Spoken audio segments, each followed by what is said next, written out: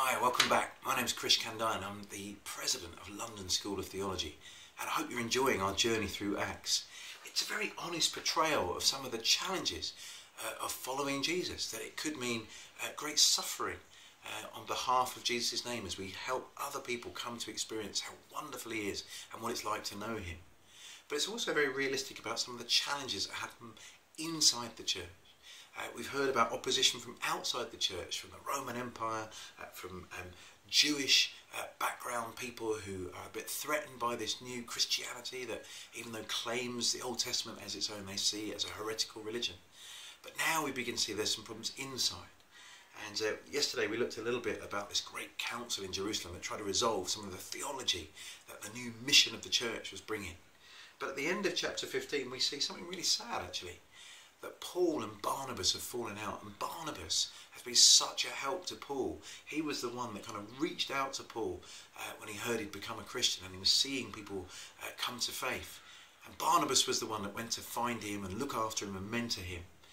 And now Paul and Barnabas have fallen out over another young believer, a guy called John Mark. And Barnabas really wants John Mark on the trip, on this kind of next phase of the mission, but Paul really doesn't. And they actually fall out over the whole thing.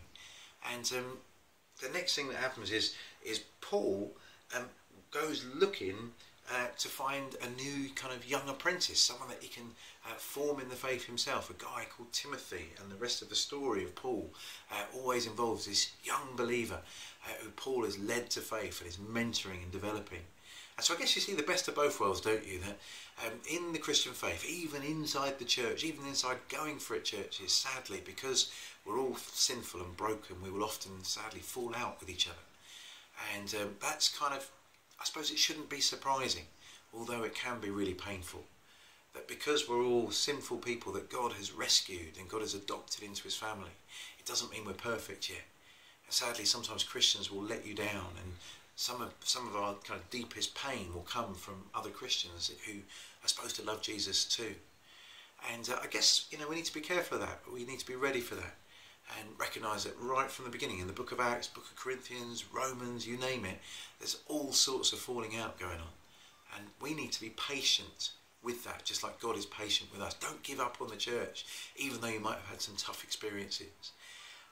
But I guess you will see the best of it, didn't you? That even though Paul's had this falling out, he still realises that Christianity is about relationships. And so he goes looking for someone that he can invest in and develop and encourage.